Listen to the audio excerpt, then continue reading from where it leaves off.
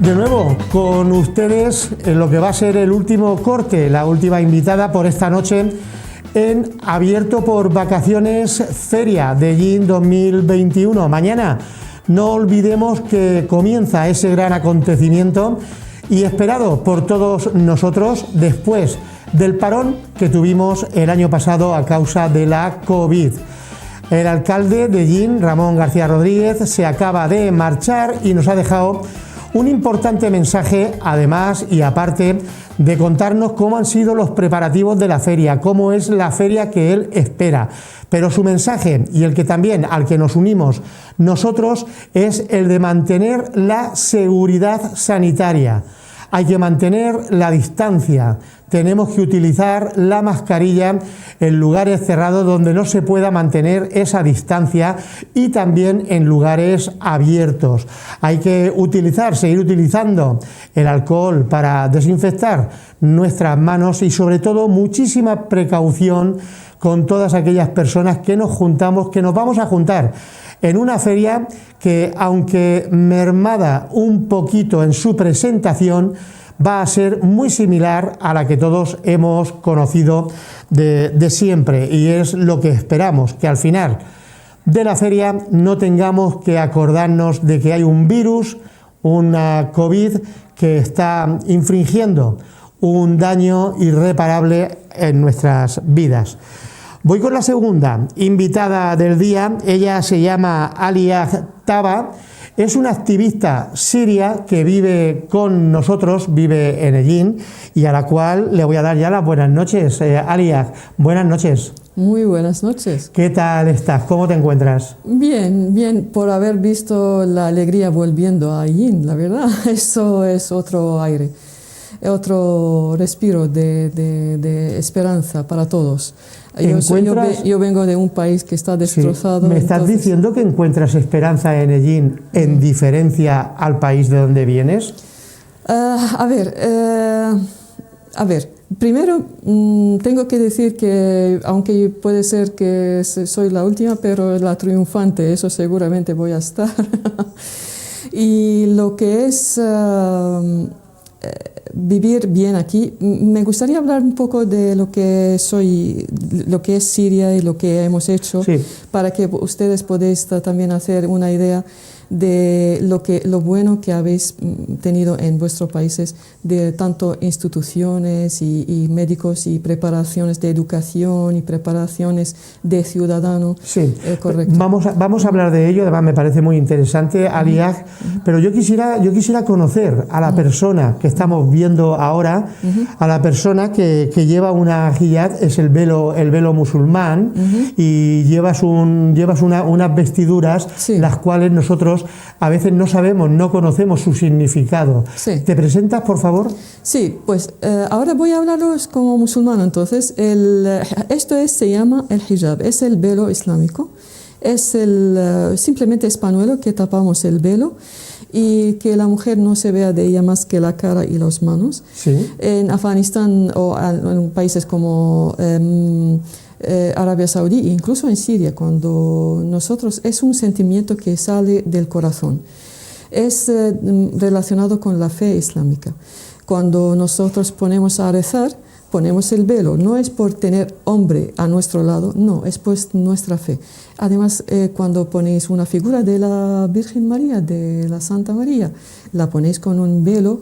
Y cuando el velo es más simple, se nota más la fe más sensible, más espiritual. De mi país, ¿por qué me llevo esto ahora? Porque la mayoría de las mujeres en Siria desplazadas o refugiadas por la represalia del genocida Bashar al-Assad, la gente ya no tiene mucha ropa, entonces eso es lo más fácil para ponerlo. Vale, bien. Y además este es el color de la bandera la que utilizamos, que le falta estrellas. La bandera esta es la bandera de la independencia siria, sí, la que hemos adoptado para sustituir la bandera, la que tiene en lugar del verde rojo, que ya la vemos como sangriente. No es por separación ni división, es como estamos diciendo a Bashar, hemos confiado en ti y ya estamos haciendo restart del Estado de Siria antes de Bashar. Quiero hacer un inciso. ¿Eres mujer refugiada? Sí, yo soy refugiada. Lo bonito aquí, ahora me han preguntado por qué me encuentro aquí en Negin. En Negin es un ambiente familiar. Cuando estoy... no saben que estoy sola, saben toda mi vida. Se nota que estoy un poco alterada. Entonces, cuando voy a buscar algo del supermercado, las pendientes, la que tienen el corazón y la guapura, la que salen de su actitud y su cara, dejan un minuto para que hablaran conmigo un tema fuera un poco de lo normal, no solamente compra-venta. O sea, conversan contigo. Corazones para vosotros. O sea, encuentras amigas. Sí, pero bueno, la amistad, vamos a decir, la amistad, no vamos a hacer las cosas como demandante, no, es el trato humano. Simplemente es que cada uno de nosotros tiene su ambiente, luego vuelve a su casa, a lo suyo, y no van a encargarse de mí, no es su trabajo. Pero el contacto de desahogar un poco y nos ha unido en la pandemia en alguna forma que la gente buena, la gente correcta, se sintió el mismo, que somos todos iguales y nos necesitamos el uno al otro en ese momento. El bichito virus es un virus que nosotros no lo queremos, tanto nadie quiere convertirse en radical, nadie quiere convertirse en algún malo que puede dañar a niños y a mujeres. Y ese bichito lo odiamos todos. No nos gusta el racismo, tampoco nos gusta el bichito este. Entonces nos unamos, nos solidarizamos y si me veían sola, porque ya hay fronteras, no puedo salir de ella, dejan un minuto para hablar conmigo, para que tenga alguien como contacto personal. Alia, tienes una formación superior, tienes estudios superiores, sí. Además una carrera muy importante, ¿me la recuerdas? Sí, la verdad, y eso es también otro... Porque encanto. De bichitos entiendes bastante. Sí, la verdad entiendo en genética. Eres bioquímica genetista. Sí, yo soy bioquímica de Siria y genetista de España. La oportunidad que me dio España es venir aquí a estudiar genética. En Siria todas las becas tienen que estar parte del partido gobernador, del Ba'ath. Y para estar del partido gobernador hay que ser muy corrupto, no es tampoco hay que ser buena gente o buen político o lo que sea. Hay que ser como son ellos, ¿no? Hay que ser paramilitar, no, es que ese es el tema. En el partido Ba'ath, dentro de ello su formación hay que ser paramilitar para conseguir lo mejor de las oportunidades que tiene. Y eso no existe, no somos así. Entonces, pero he conseguido la beca a través de aprender el aprendizaje del castellano. Bien. Y he venido aquí luego luchando conmigo misma para poder continuar con esa beca. El caso que he venido queriendo estudiar diversidad biológica y me encontré luego con una vía que ni siquiera lo pude imaginar que existe, que es la terapia génica de oncología. Entonces, luego empecé en Murcia, luego terminé en Valencia. Al final las becas se han cortado, entonces no he podido continuar, solamente hice la tesina y cursos de doctorado. Porque, Alia, dentro de estos estudios que tienes tan importantes, ¿no has descubierto el por qué los seres humanos somos de distintas razas, somos de distintas culturas, de distintas religiones, pero después cuando se nos miran en nuestros genes, al final somos iguales y la maldad perdura y se mantiene de forma muy importante en el ser humano? ¿Eso tus estudios no descubren por qué? Pues dicen que hay algunos genes que actúan como predeterminada para el comportamiento, pero son genes se puede decir que de la gente verdaderamente antisociedad. Bien. O sea, se puede saber que son gente que no son normales, pero el comportamiento en general se influye con que se puede modificar y se puede modificar mucho. Pero lo que se ve en las genéticas que todos somos iguales. Que alguien quiere decir que sus genes son mejores de otros, si se cierran entre sí, los genes empiezan a ponerse locos. Y si piensa que al ser blanco o al ser negro es mejor, el DNI funciona igual. Funciona así. Y cada vez con la naturaleza, utilizamos más la naturaleza, los genes se comportan mejor. Y cada vez que nos mezclamos mejor, eso lo que es una bofetada a cualquier racista, perdona. Una bofetada. Bien. Que cuando intermezclamos, hay genes que son malas que se van, o Sí. se van su desaparecen. Claro, puede ser que se... Pero otros perduran y ¿cómo Sí, están, Adija? sí, pero la mayoría de la situación que las genes malas se duermen. Adija, cuando se podía creer en Occidente,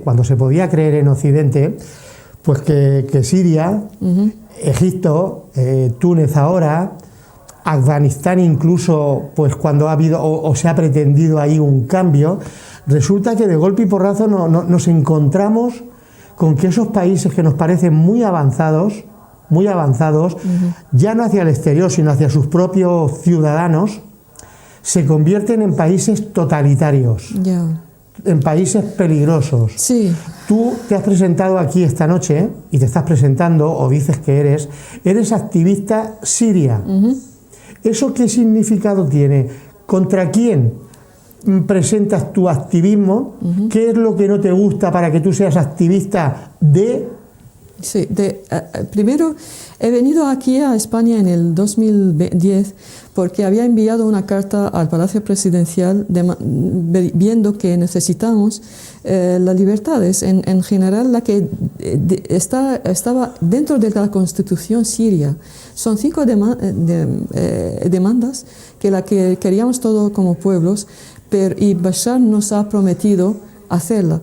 El estado de alerta la que se utilizaba en contra del pueblo, que todo lo que tenemos que corregir y contra la corrupción tiene que pasar por Bashar, el visto bueno y luego salir al pueblo, eso es otra forma de falsa estado, la que tenemos solamente Bashar y la clan. Sí.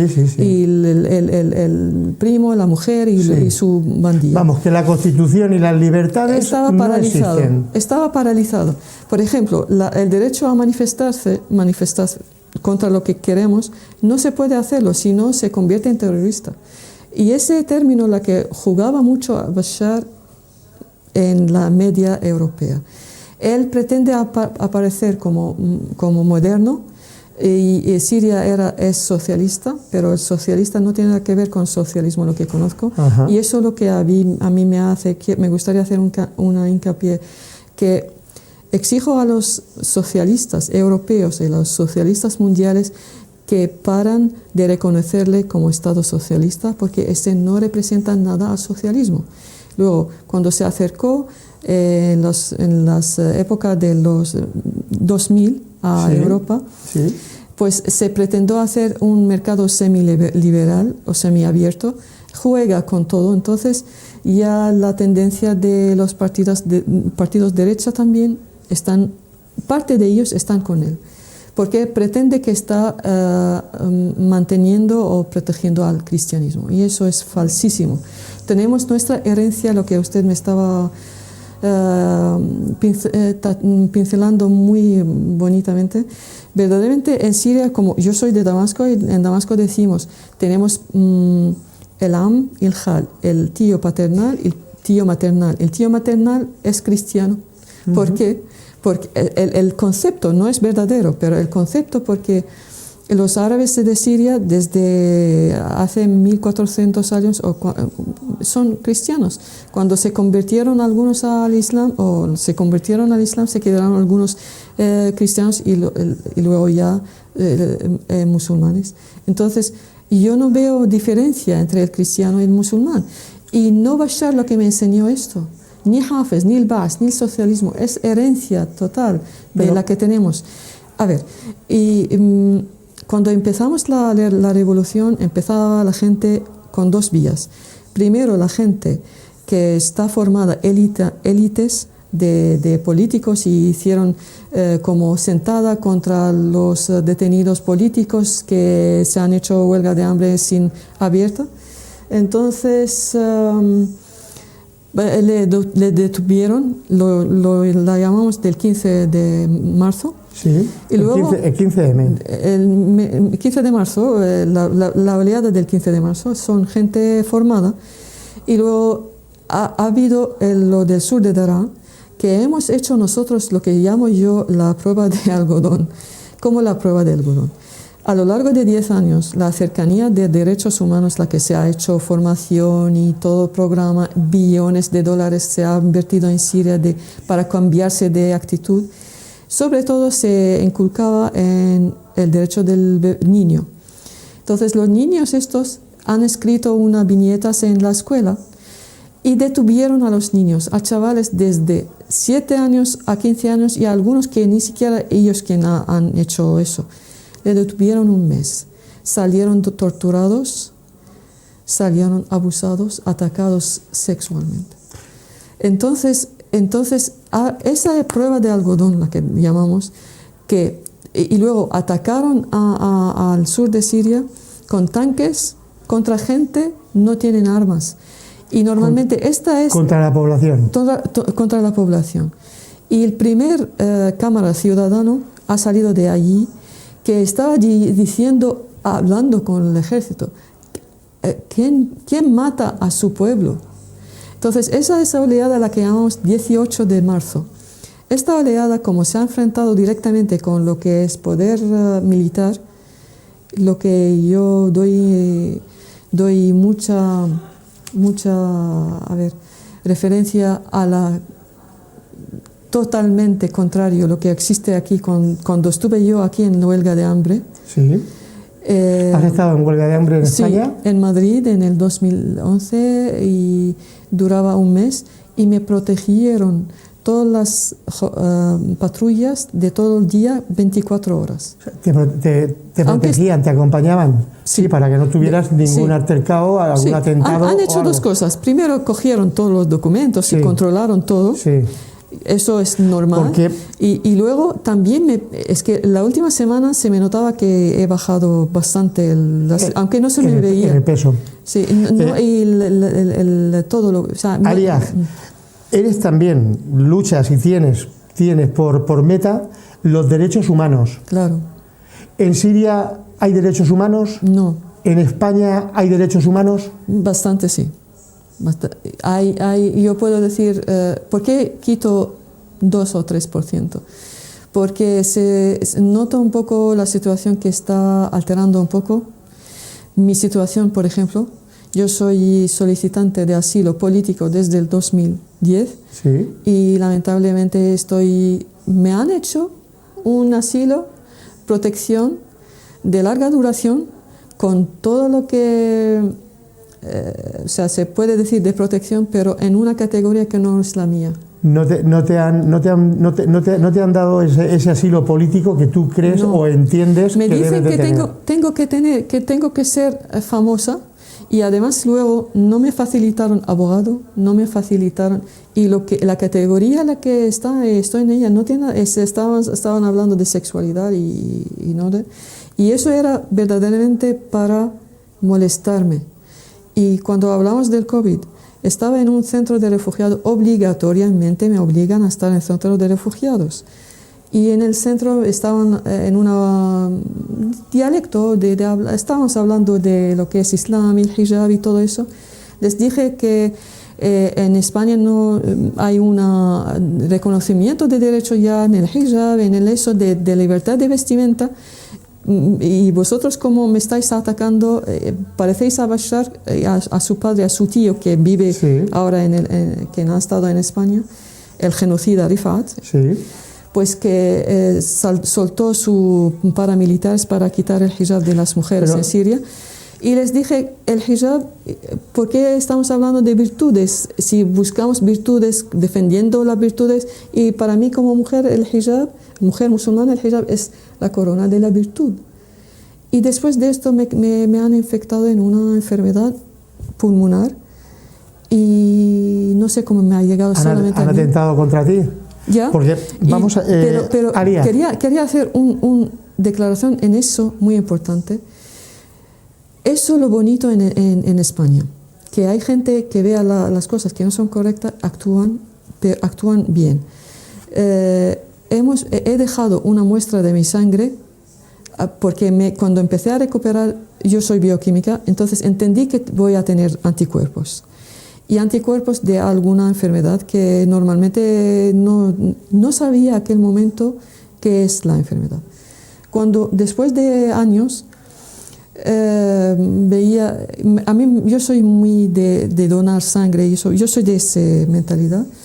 Entonces veía en Plaza Sol la furgoneta de donar sangre, he vuelto a donar sangre, pensando que después de esos 7 años, si hubiera tenido un anticuerpo, ese anticuerpo va a estar comprobado que duraba esos 7 años. ¿Tanto tiempo? Tanto tiempo. Si es correcto, tiene que estar así. Pero por todo caso, tendrían mi sangre que ya se puede saber, o sea, si es positivo o negativo, pero yo creo que es positivo, o sea, es correcto que estoy inmune. ¿Qué dolor lo que pienso? Cuando veían algunas gentes aquí en Hellín con esta vestimenta, al primer año, cuando me vine en el 2018 desde Alicante, hay mujeres que imponen a mí para que yo quitase el velo o quitase esto. Hay mínimas, ni siquiera las señoras... Algunas personas te han dicho que dejaras de vestir. No empiezan a decirlo porque la gente en la calle le van a parar. Eso es lo bonito en España, que hay gente que no le parece correcto, entonces le hacen parar, pero ellas empiezan a decir, pues tienen miedo de mí como si fuera... hacen así miradas. Y luego, con la oleada de COVID, empezaron a decir que yo estoy contagiando con COVID. Y yo no pensaba, no imaginaba cómo lo voy a hacer. Pero verdaderamente me están contagiando a mí. ¿Quiere eso decir, Alia, que aquí los españoles os hacemos sentir distintos, diferentes? Sí, y la situación está agravando más. ¿Somos racistas? Yo puedo decir, a ver, el problema, cuando mi corazón quiere decir no, mi mente quiere decir sí. ¿Por qué? Porque mi mente, cuando estoy en el trato oficial y tal y cual, con lo que es, pues encuentro con empleados que imponen su racismo. Pero la legalidad, la ley que, por ejemplo, me han protegido contra los asadistas, sí, lo hicieron sabiendo que hay un peligro. Son policías y esos son... Sí. Entonces, y sin barreras. Pero tú hoy caminas con seguridad por las calles de Hellín. La verdad... Porque creo que sí vamos a coincidir en que se te ve distinta en las vestiduras, no en otra cosa. Sí. Hellín, como la gente se conocen entre ellos, ¿qué se hace? Se pilla algún momento que no es correcto, me provocan. ¿Buscan tu provocación? Sí, esa parte de gente. Luego, o sea, son mínimos. Son mínimos. Y luego empiezan a hacer campaña con eso. Sí. ¿Has tenido discusión con alguna persona por eso, en público? Madre, sí, lamentablemente he tenido. Y ayer fue con el guardia civil del juzgado. Sí. Incluso me atacó, o sea, se acercó físicamente, me quitó, por las buenas me iba a sacar, pero yo he tenido esa experiencia con Al-Nusra. Me influyó, me hizo un poco más, con un poco de pánico del físico, de que alguien me ataque físicamente, pero a lo largo de esos 3 años me puse a ponerme más fuerte. Cuando me vino ese señor, pues me agarré la pared y con lo que me queda de esfuerzo, porque yo soy asmática, Sí. me defendí. Y luego en el banco, ¿por qué estoy hablando del guardia civil? Era para mí asombroso que una guardia civil que haga esto, porque las figuras de policía, la que conozca yo, Sí. la mayoría absoluta, 99%. Pero tú no pretendiste algo que le No. obligara a actuar así. No, él vino y influyó. O sea, tú ibas a hacer cualquier tipo de Sí, de papel al juzgado. Sí, estaba hablando con la funcionaria Sí. y me estaba diciendo que puedo hacer un proceso a través por escrito. Y él vino a imponer que tengo que hacerlo a través del teléfono. Le dije que me ha dicho que puedo hacerlo por escrito. Voy a estar fuera. Por teléfono y baja. Y nadie le ha llamado. Él vino. Porque hay muchas cosas que la estoy denunciando. Por lo visto le parece... Sí. Eso es lo que es en INA hay que corregir. Son unas fotografías que estamos viendo. Sí. Las estamos viendo. Si no te preocupes que las estamos viendo. Es muy importante saber que cara al futuro hay algún tipo de amiguismo Sí. en Medellín que impone corrupción. Alias, vamos a ir ya para ir finalizando después de conocerte, de saber y vivir.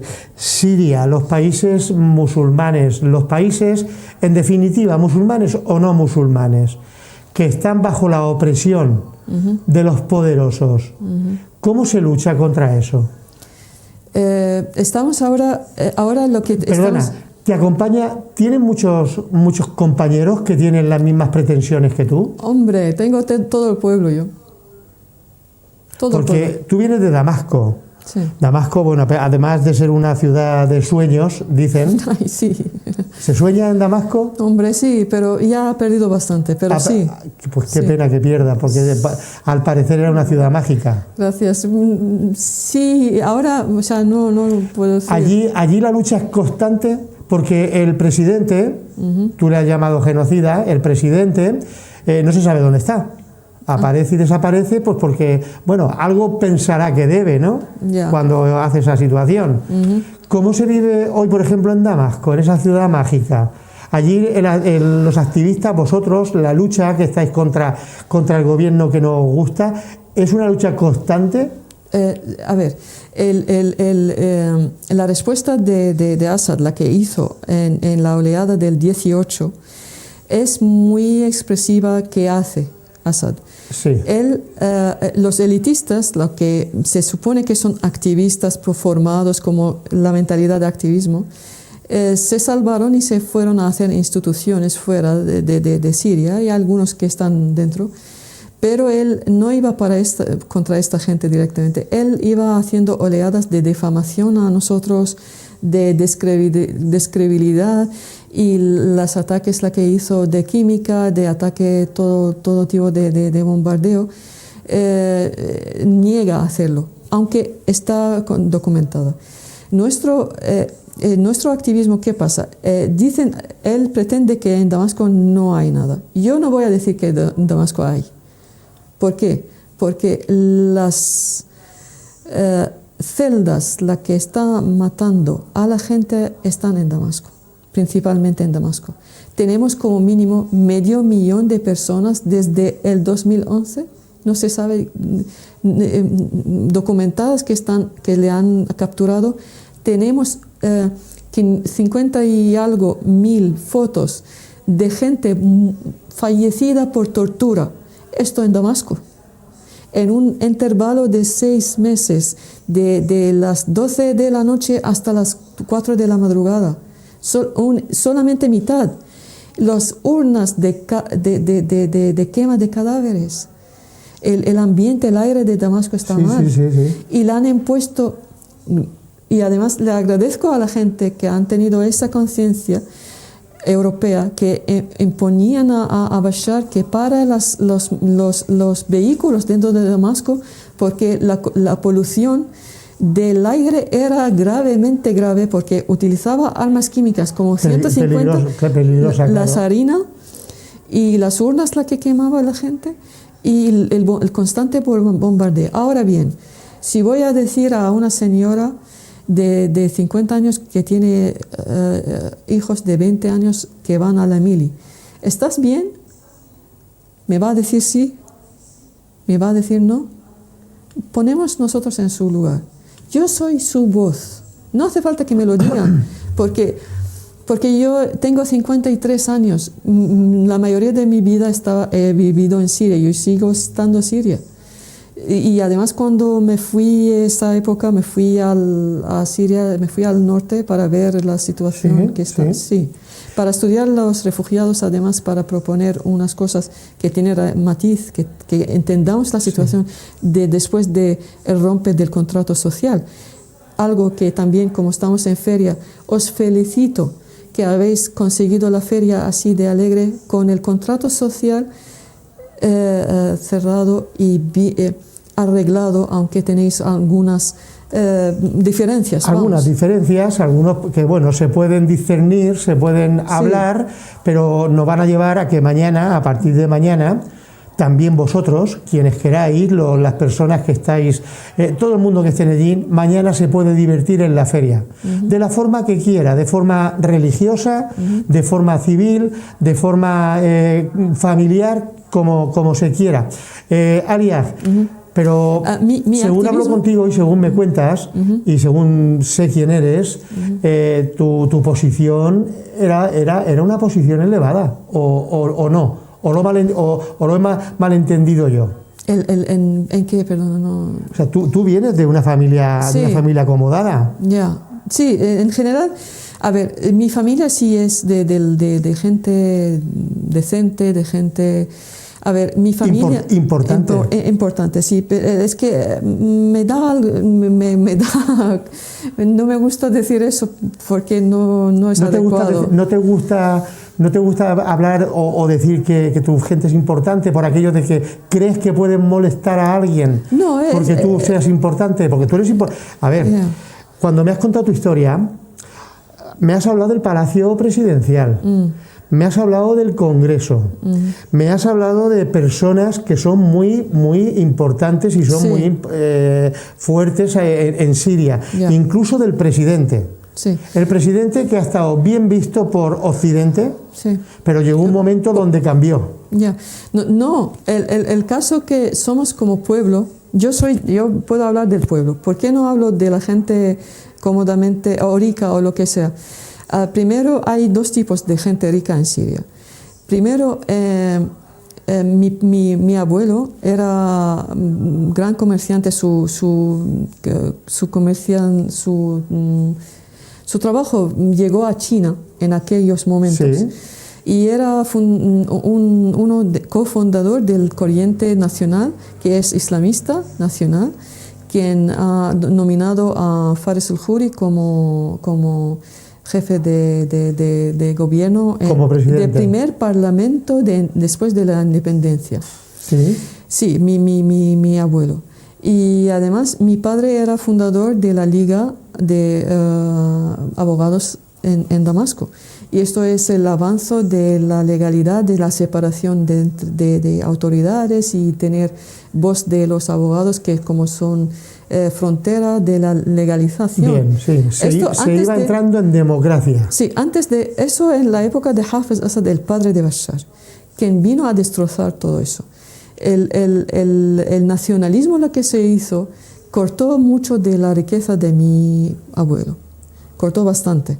Y luego cuando mi padre era abogado honesto, honrable, entonces no recibió ni sobornos ni daba sobornos.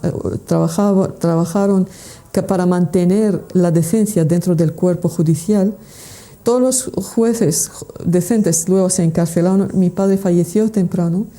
Entonces la situación, yo trabajaba y tenemos algo de cómodo, pero no son los otros ricos los que están como a la época de Bashar, siempre tienen trabajo con una figura del alto del Estado. Tiene que ser alguien del Mujabarat, o no se va a destrozar todo. Tengo un ejemplo de ello, un industrial que se llama señor Seif, le cogieron el hijo. Bien, tienes que ser sí o sí del mismo pensamiento que ellos. Eso se llama totalitarismo, ¿no?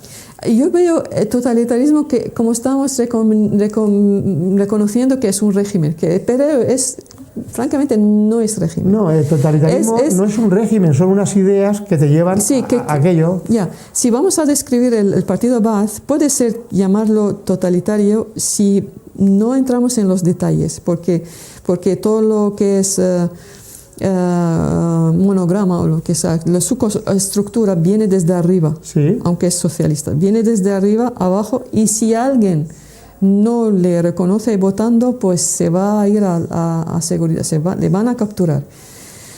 Pero hay que entrar en los detalles, cómo elegir esas figuras. Cuando hicieron el nacionalismo baathista, sí, no voy a entrar en el Baath porque no soy baathista, no he entrado en eso, aunque pensaron que yo soy baathista, todo el mundo. Yo no tengo nada que ver con eso, ni mi familia. Unas empresas que eran privadas, al nacionalizarla, confiscarla para quitar los burgueses sirios o damasquinos, trajeron gente sin formación y los pusieron como directoras. Así hicieron en todos los ministerios también luego. Entonces se ha bajado, retrasado Siria hasta por los suelos. O sea, el pueblo era mucho más inteligente que el Estado. Imagina que la profesora de la universidad, o el profesor de la universidad era profesor porque ha conseguido doctorado de una universidad rusa, sí, pero él verdaderamente se fue ahí a formarse como político de la política de comunismo y tal y cual, y viene contra el comunismo, viene el socialista, pero es contra el comunismo. Va a aprender comunismo y viene contra el comunismo. Y nos daba clases de formación vegetal. Alia, vamos a ir ya finalizando, se nos acaba el tiempo y te quiero hacer una pregunta, aunque primero te voy a pedir permiso para hacértela, te voy a pedir permiso si me quieres contestar a una pregunta política de la situación de España. ¿Me quieres contestar a ella? ¿Te la puedo hacer? Sí, pero si bueno, yo te la hago y si puedes me contestas y si no, pues no me contestas, ¿vale? Y así quedamos mejor. Me has hablado del nacionalismo, vienes de un país que lo está sufriendo, vienes de un país que está desunido. ¿Qué te parece a ti? ¿Qué puede pasar en España? ¿Qué nos puede suceder a los españoles si el nacionalismo que hoy se está presentando en Cataluña, la independencia que se quiere realizar allí, se llevará a cabo? ¿Es bueno que Cataluña se separe de España o no? A ver, es una pregunta muy difícil. Yo voy siempre por lo que es las urnas, lo que dice. ¿Por qué? Porque, a ver, lo que dice el pueblo es mejor en lugar de la lucha. Siempre la democracia está formada por diálogo, debate, negociación, ceder. Luego, ya no nos gusta. ¿Eso se está produciendo aquí en España, en tu opinión, o no? Creo que se está haciendo demasiado agrio. Vale. O sea, pero ¿Hay mucho enfrentamiento ya? Demasiado enfrentamiento, hay demasiado. ¿Crees que en cualquier momento la situación catalana puede saltar a las armas? Bueno, no, yo creo que, a ver, hay que tener formación dentro del partido para tener eso. Pero lo que ocurre, lo que veo que la gente se está poniendo demasiado agria contra...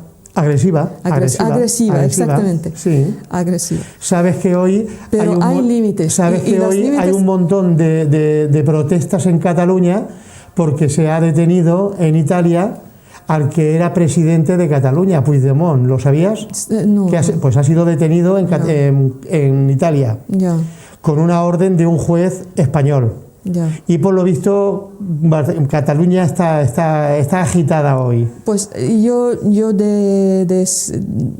verdaderamente, si estuviera en la Claro, lugar, no detenía a ese señor. Tu vista es distinta Ya. porque tú sabes lo que es un país en guerra. Ya, y además, sí, porque ya yo valoro mucho ahora las ideas, la importancia de conservar el debate de ideas.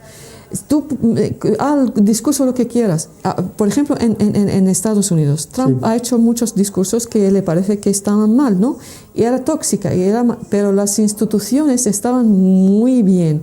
Se conservó Estados Unidos por las primer amendment, segundo amendment de la Constitución. Se conservó. Y luego, eso como si fuera una vacuna. Sí. Sí. La vacuna es... Sí. El Estado funciona, sí, aunque un presidente no funcione. Depende. O dos presidentes o tres presidentes. Eso, el problema... A ver, estamos en una época, tenemos que verdaderamente reevaluar qué es el discurso político, qué es la certeza política, qué es la decencia o transparencia política. ¿Por qué? Porque en la época de los liberales estaban contra de la guerra, por ejemplo en Siria, hemos sufrido muchísimo y no han querido hacer una guerra. Sí. Luego hicieron 5 guerras, luego hicieron una guerra mundial contra un grupito. Era muy evitable lograr a contenerlos antes que se formaba el ISIS.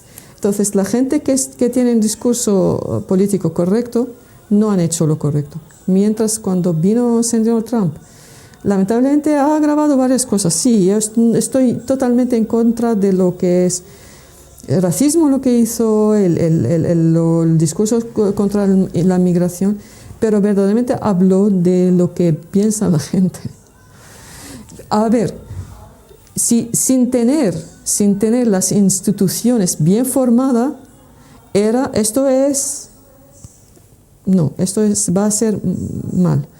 Pero si está en los debates, normalmente en los contenedores de pensadores, normalmente se habla así, se habla todo, se abren todo. Sí. Pero cara al público, eso ya es otra cosa. Hay que guardarlo un poquito. Sí. Pero quiero terminar... estaba así para finalizar. Sí, quiero terminar con una cosa.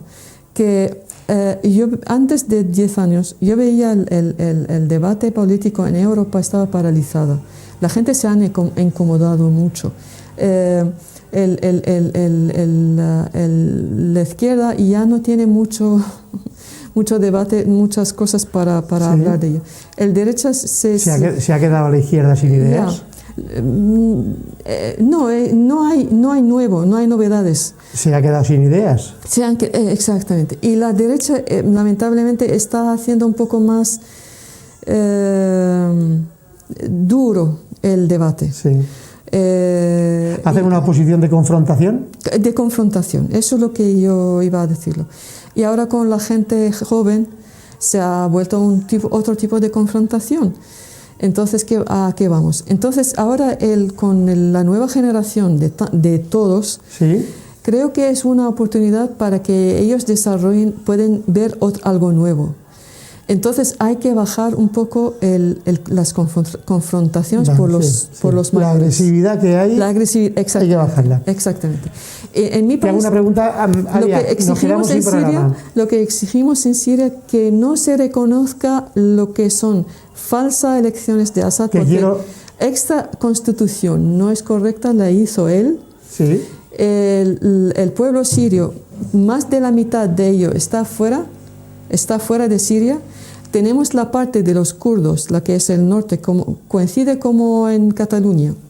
Los kurdos están en el norte, ¿sí?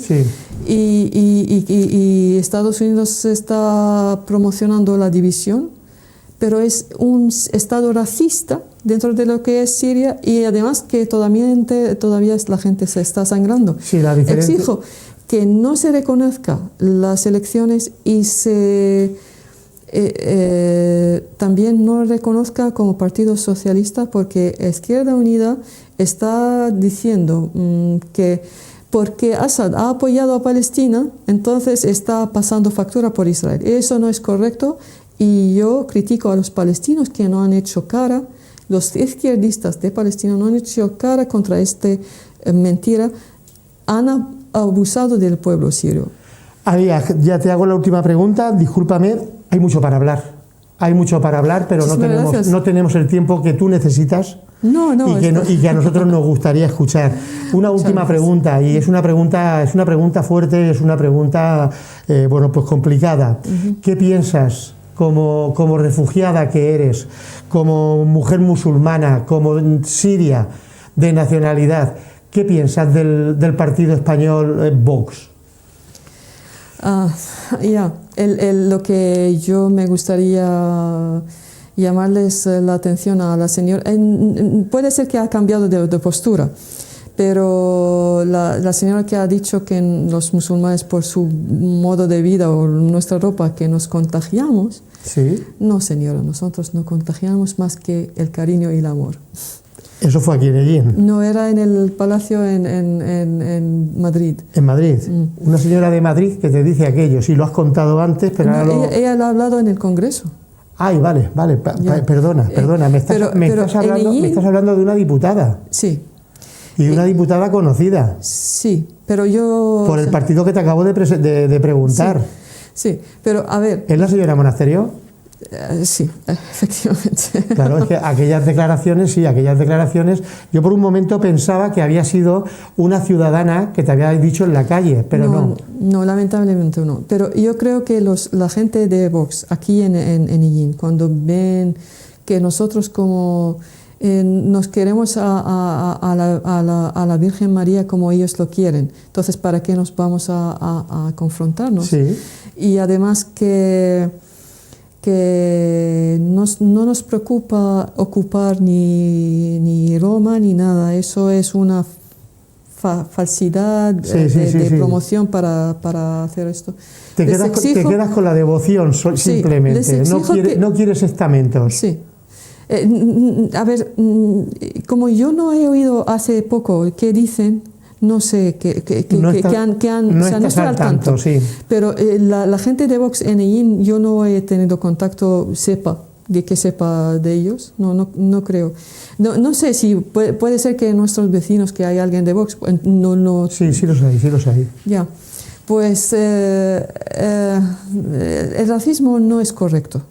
El racista es una persona irresponsable y una persona que ve que hay algo malo en lo que todo no es malo. Aquí en Ellín de momento no, y no es público, si no sea a nivel más, a un círculo menor, no lo sé. Públicamente aquí hoy no existen esos disparates en ningún político de aquí de Ellín. Ya. Ni en socialistas, ni Partido Popular, ni Vox, ni Izquierda Unida, no. Ya.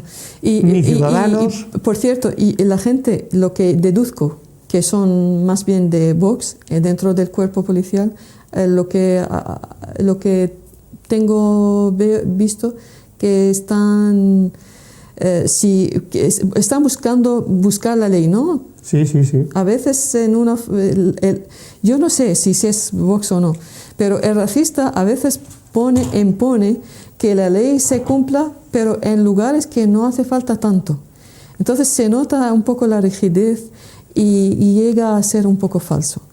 Hay al estar en policía, no en Ellín, en otro sitio, el policía me hizo pensar que es de Vox y ya, no digo algo que no era, o sea, no es, me trató bien. Alias, y me respetó. Las ideas están en todos sitios. Ya. En la televisión, pero en la policía, a veces es en la iglesia. La falta de diálogo, la falta de exponer, cuando cerramos los oídos y nosotros sabemos todo, solamente lo nuestro, esto es lo que agrava la situación. Lo que iba a decir, que a lo mejor ella después de hacer este discurso, puede ser que ha cambiado y la gente ya ve que eso no es correcto. Y además cuando voy a hacer hincapié a la donación de sangre la hice yo en Madrid, no es porque Madrid es es cristiano. ¿Sabes que lo aquí en hice Ellín, por todo el mundo. ¿sabes que en Ellín una vez al mes vienen la hermandad de donantes de sangre para donar sangre? Sí. Vale, era por si estabas informada. Ya, pero Antes se hacía en el hospital y ahora se hace en el centro de día de la Avenida de la Constitución. Ya, pero ahora mismo el problema cuando hice las donaciones hay gente que es que me están difamando, entonces leyeron el informe, ¿Sí? según lo que quieran. Vale, y tu sangre no era buena. Alias, te agradezco muchísimo que hayas estado aquí con nosotros este rato, donde nos has contado la situación que se vive hoy en Siria. A la vez hemos tocado un poquito lo que también se vive aquí en España. Llevas al cuello, llevas un fular, llevas una bufanda, sí, con los colores sirios, pero con matices, los colores de la libertad, según tú, porque la banda roja que se quiere imponer en la bandera siria, para ti es sangre. Yeah. Es así, ¿verdad? Como lo has contado. Sí, lo ha convertido en sangre. Alias, muchísimas gracias, encantado de conocerte, y aquí nos encontramos y esperamos que los ellineros no tengas el concepto de que somos racistas ni discriminatorios con nadie, porque unas ropas que no nos hagan distintos. Efectivamente, muchísimas gracias para ustedes y muchas gracias por también tener un ambiente tan amistoso, amoroso con todos. Bueno, mira, me gusta que digas que te has encontrado con cordialidad aquí en Televisión Ellín. Sí, pues verdaderamente es así. Es muy ambiente cordial y usted ha hecho mucho esfuerzo para entender y aprender y de preguntar y también controlarme un poco, porque si no me paso hablando. Para eso. Y doy las gracias también a las chicas que dedican esos 30 segundos de su tiempo para mí. Son más valiosas que unos... Vamos a recordar que son las chicas de los supermercados de aquí de Ellín, sí, que son atentas con Alias y se acercan para hablar y conversar durante un tiempo. Cuando me vean mal. Muchísimas gracias, suerte. Suerte. Señoras y señores, que nos marchamos rápidamente, que es viernes 24, estamos ya a punto de saltar el día para el día 25, nos vamos de feria. Nos vamos a bajar ahora, tal y como terminamos con Alias, nos vamos a la feria para divertirnos, para pasarlo un poco bien, y mañana no olviden ustedes que a partir de las 9:30 ya tenemos la programación especial de feria con todo lo que acontezca en el recinto ferial y en sus alrededores. Y si ustedes nos quieren contar algo, búsquennos en la feria, que nos van a encontrar. Buenas noches, feliz Feria de Ellín 2021.